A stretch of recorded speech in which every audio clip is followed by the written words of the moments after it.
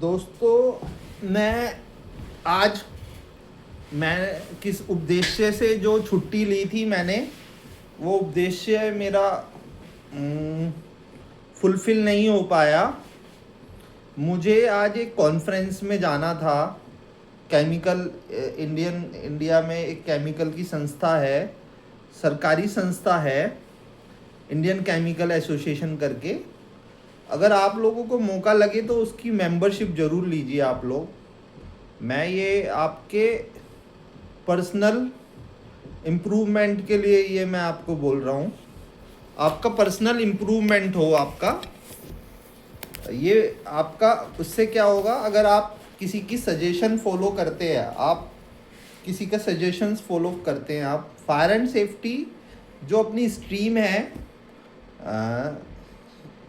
इस स्ट्रीम में मैं आज ये वीडियो बनाते टाइम ये हार्नेस, ये सेफ्टी की हार्नेस, ये हमारे पीपीज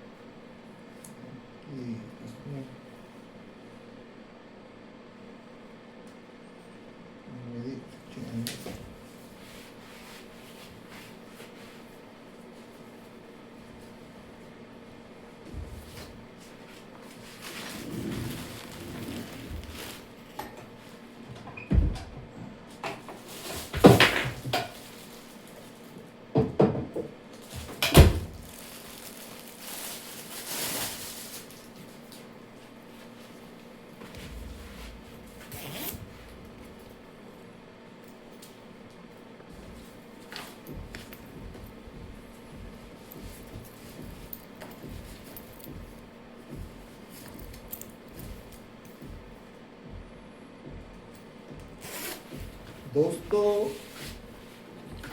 जब हम फायर एंड सेफ्टी हम ट्रेनिंग देते हैं साथियों,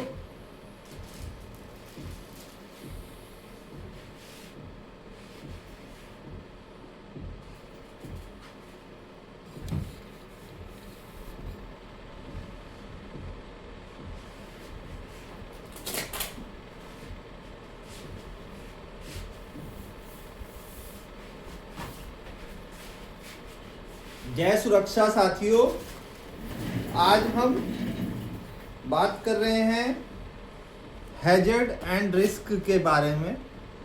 हैजर्ड और रिस्क के बारे में हम बात कर रहे हैं साथियों। ये बहुत इम्पोर्टेंट वीडियो बना रहा हूँ मैं साथियों। हैजर्ड ये मैं बैठ के ही बढ़िया बना पाऊंगा वीडियो, मेरा कंफर्टेबल एक बोर्ड में I will arrange one board and fix on this wall, then I will share some good experience next time with you all pupils. They are working HSC, because we are core HSC professionals. We should respect this our stream. We are a lifesaver. हम life saver हैं। और कुछ चीज़ों को जो मैं अपने अनुभव से सीखा हूँ, मैं वीडियोस के माध्यम से आपके साथ शेयर करूंगा। कुछ चीज़ें बहुत इम्पोर्टेंट हैं फायर और सेफ्टी में। आप किसी भी सेगमेंट में काम करें, कंस्ट्रक्शन साइट पे काम कर रहे हैं, या आप एग्रोकेमिकल में, केमिकल इंडस्ट्री में काम करें, आप स्टील इंडस्ट्री में काम करें, थोड़ा बहुत चेंजेस होते हैं। रिस्क की कैटेगरी चेंज हो जाती है। सब जानते हैं रिस्क की कैटेगरी 3 होती है, और लो, मीडियम और हाई, ये रिस्क की कैटेगरी होती है। जो हैजर्ड्स होते हैं वो बायोलॉजिकल हैजर्ड्स, मैकेनिकल हैजर्ड्स, ये कैटेगरी होती हैं। बायोलॉजिकल हैजर्ड्स हो गए, मैकेनिकल हैजर्ड्स हो गए, इर्गोनॉमिक हैजर्ड्स हो गए हैं। हैजर्ड्स आपको ये जानना ज़रूरी है। हैजर्ड्स कितने तरह के होते हैं, रिस्क कितने तरह के होते हैं, और रिस्क को हम कंट्रोल कैसे करते हैं। ये मतलब बहुत ही जेन्युइन क्वेश्चंस हैं। हर EHS प्रोफेशनल को ये अपने डे टू डे लाइफ में जानने की ज़रूरत है। इसलिए ही मैंने ये वीडियोस वगैरह बनाना शुरू किया है। आप लोगों का मुझे सपोर्ट मिलेगा तो डेफिनेटली हम बहुत EHS में राइज करेंगे, मिलके आगे बढ़ेंगे। तो मैं आज का विषय है जो हम बात कर रहे हैं हैजर्ड के बारे में। हैजर्ड क्या है? Basically hazard is the potential substance. Hazard is the, मैं ये आपको ऐसे धीरे से बोल रहा हूँ, धीरे धीरे ऐसे बोल रहा हूँ ताकि आपको ये साथ के साथ याद हो जाए। Hazard is the potential of a substance process to cause harm. Hazard take many form. By example, इसको अगर हम एग्जाम्पल लेके बात करें, लैडर है, लैडर सही से रखा नहीं है, लैडर का सही से नहीं रखा, वो भी एक हैजर्ड है। पानी, फ्लोर पे पानी पड़ा हुआ है, स्प्लेज है। केमिकल इंडस्ट्रीज़ में बहुत so many types of chemicals are used, वो यूज्ड होते हैं। और केमिकल की जो प्रॉपर्टीज़ होती हैं, केमिकल फ्लोर पे गिरेगा तो स्लिप होगा डेफिनेटली। उसके अंदर फ्लैमेबल, उसकी एक प्रॉपर्टी होती है केमिकल की, क्रॉनिक और टॉक्सिक, ये केमिकल की प्रॉपर्टीज़ होती हैं। तो जब केमिकल फ्लोर पे गिरेगा तो अगर day by day 365 days chemical floor पे गिर रहा है तो रिस्क बढ़ ही रहा है, डेली रिस्क बढ़ रहा है केमिकल। और वहाँ पे सेफ्टी ऑफिसर भी है, बट सेफ्टी ऑफिसर को अपना रोल एंड रिस्पॉन्सिबिलिटी पता ही नहीं है कि उसको क्या काम करना है। वो ब्लाइंडली आ रहा है साइड पे और अपना मतलब प्लांट में आता है, वो भगवान भरोसे प्लांट चलने देता है।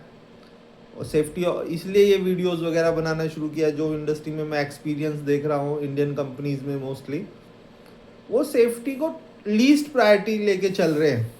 वहाँ पे लीडर्स भी, EHS लीडर्स भी उस तरीके से अपना रोल अदा नहीं कर पा रहे, और जिस तरीके से अदा करना चाहिए EHS लीडर्स को अपना रोल।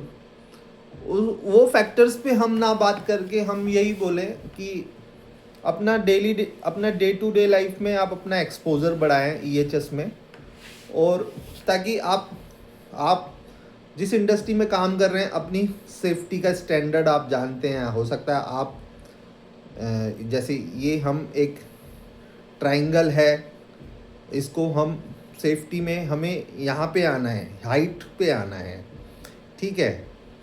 जब हम हाइट पे कब जाएंगे? जब हम ग्राउंड पे काम करेंगे, फिर थोड़ा ऊपर आएंगे।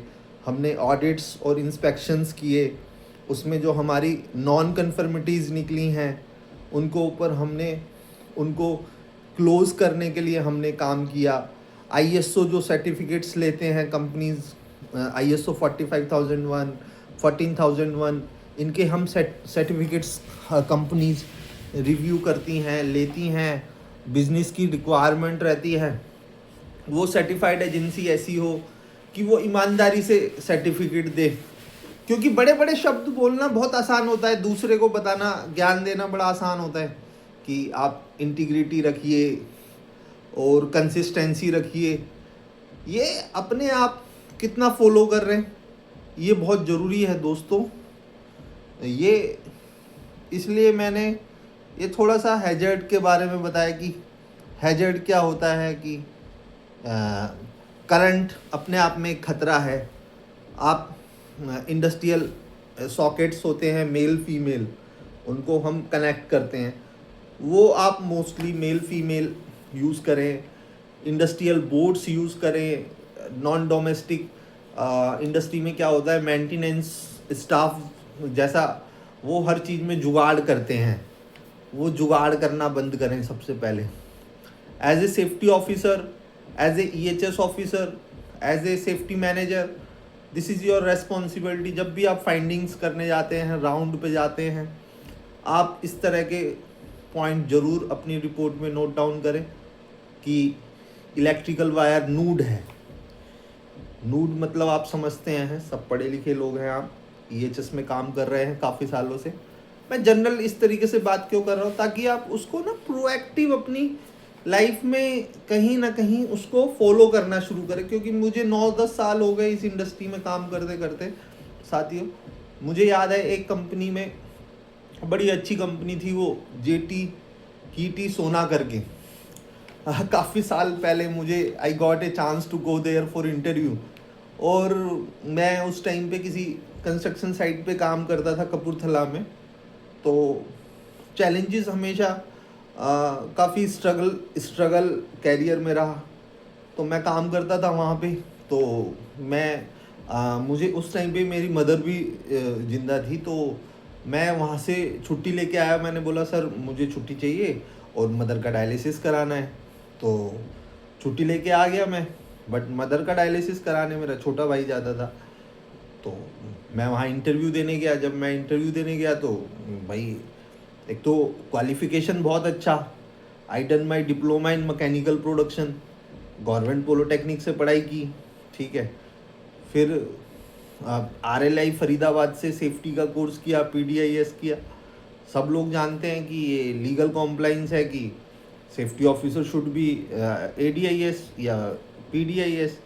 वो स्टेट बोर्ड से रहे तो वो भी अच्छा, और ये RLI CLI है तो वो भी बहुत अच्छा, ठीक है। डिस्टेंस एजुकेशन बोर्ड से कोई सेफ्टी का कोर्स करा हुआ होना नहीं चाहिए, ऐसा ही हिंदुस्तान में चल रहा है आजकल।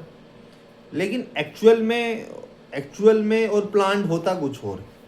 तो वो सारे टॉपिकों पे ना बात करके ना, हम लोगों को ये वीडियोस के माध्यम से, जिसको राइट इन्फॉर्मेशन चाहिए उसको वो राइट इन्फॉर्मेशन, हर EHS ऑफिसर का, हर EHS प्रोफेशनल का परम कर्तव्य बनता है, इंटीग्रिटी को मेंटेन करते हुए। जैसे वो आज डाउन से यहाँ पे आया है, वो भी दूसरों की हेल्प करे। अगर हर आदमी एक आदमी की भी हेल्प करता है तो मुझे लगता है 365 दिन में 365 लोगों की हेल्प करेंगे तो काफ़ी लोग अच्छे लेवल पे आ जाएंगे EHS में। और जिसने हेल्प की है वो उसको कभी ना भूले, ठीक, एक कृतज्ञता भाव रखे। हमने एक बात सीखी अभी पिछले 3-4 सालों से, ये बात सीखी, एक गुरु शिष्य परंपरा है, उसको निभाना शुरू करिए। आज के लिए ये वीडियो में मैं इतना ही बोलूँगा, ठीक है। जय सुरक्षा, जय फायर।